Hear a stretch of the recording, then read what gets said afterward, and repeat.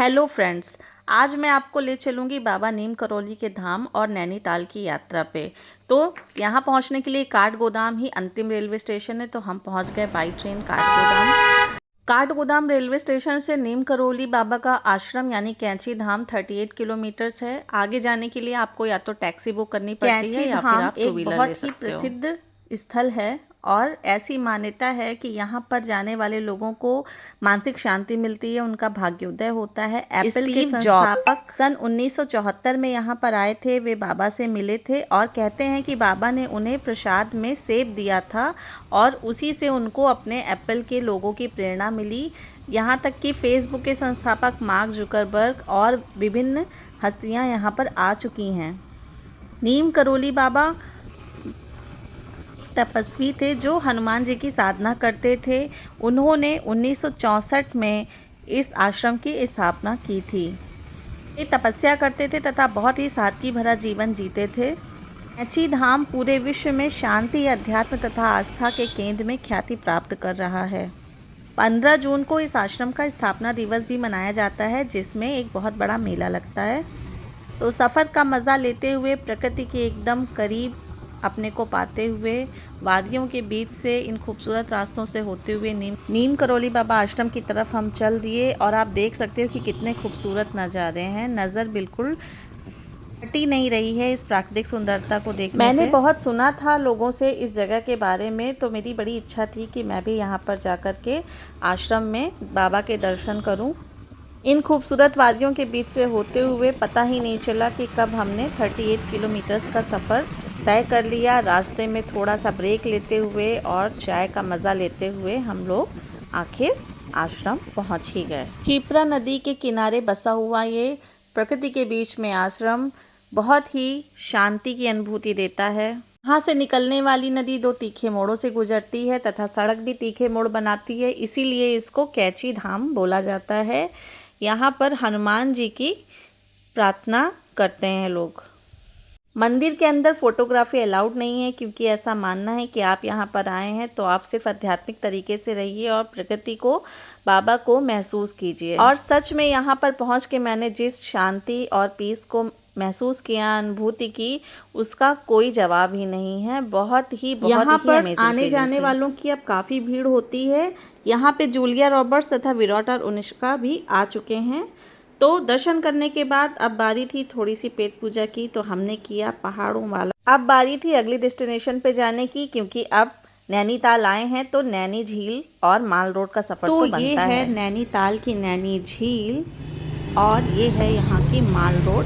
यहाँ की माल रोड की मार्केटिंग बहुत फेमस है, ख़ास तौर से रात को यहाँ पे बहुत अच्छा लगता है। दोस्तों, नैनीताल की खोज सन 1839 में एक अंग्रेज़ व्यापारी पी बैरन ने की थी और अंग्रेज़ों को, ब्रिटिशर्स को ये स्थान इतना पसंद आया कि 1842 में इन्होंने इसे ग्रीष्मकालीन राजधानी बना दिया तथा गवर्नर का ग्रीष्मकालीन निवास भी यहीं पर है। 6 महीने सचिवालय भी यहीं से चलता है। झील की लंबाई 1.4 किलोमीटर है और ये है वो प्यारी सी नैनी झील जो पूरे विश्व में फेमस है। बहुत सारे लोग गर्मियों में यहाँ पर घूमने के लिए आते हैं, बल्कि हर मौसम में यहाँ पे आपको भीड़ भाड़ देखने को मिलती है।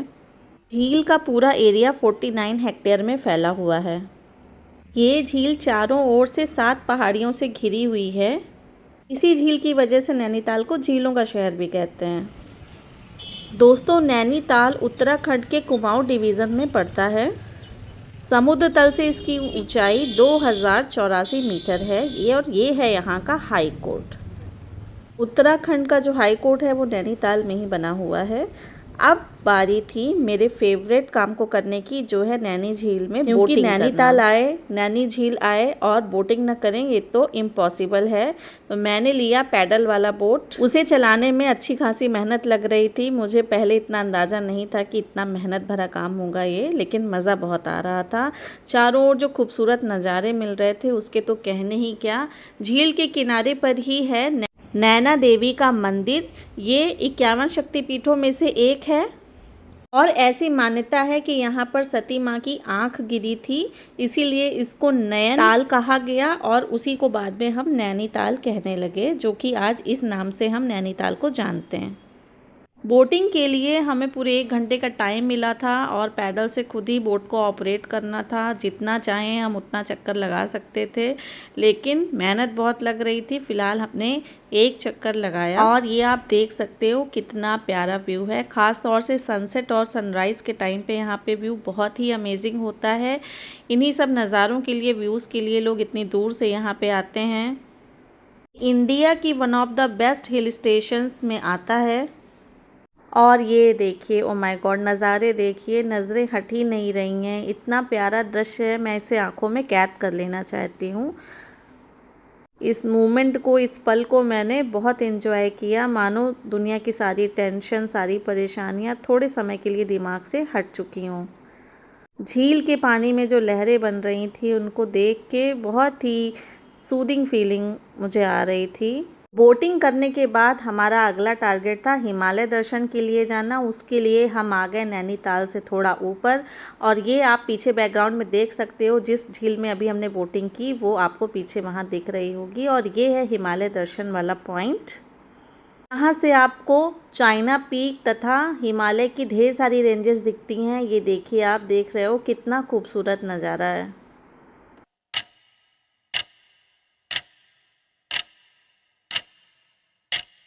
यहाँ पर त्रिशूल पर्वत भी है, जिसमें 3 पीक्स बने हुए हैं। और इस जर्नी के हर पड़ाव पे उतने ही सरप्राइजेस मिले, उतना ही अमेजिंग लगा। हर बार यही लग रहा था कि ये तो बेस्ट है, पर अगले स्टेप में उससे भी ज़्यादा बेस्ट मिला मुझे। ये देखिए, हिमालय का खूबसूरत नज़ारा यहाँ से दिख रहा है। बर्फ़ से ढकी हुई पहाड़ियाँ कितनी शानदार लग रही हैं। जब हम गए तो थोड़े से बादल थे, इस वजह से कुछ चोटियाँ बादलों के बीच में ढक गई थी, लेकिन उसके बाद भी आप देख सकते हो कि कितने खूबसूरत नज़ारे हैं। बर्फ़ से ढके हुए पहाड़ अपनी तरफ अट्रैक्ट करते हैं, ऐसा लगता है। मुझे तो लग रहा था कि मैं किसी दूसरी दुनिया में ही आ गई हूँ। प्रकृति में अपने आप में कितने रहस्य छुपे हुए हैं, जिनको कि इंसान कभी समझ ही नहीं सकता है। बर्फ़ से ढके हुए पहाड़, ये खूबसूरत नज़ारे, ये वादियाँ, और ये जो बड़े बड़े से वृक्ष हैं ना, जो पहाड़ों में उगते हैं, वो किसी छोटी छोटी घास के जैसे हमें दिख रहे थे। और 10x जूम करने पे कैमरे से हमको ये नज़ारे कैद करने को मिले। बहुत सुंदर, बहुत अद्भुत, अमेजिंग।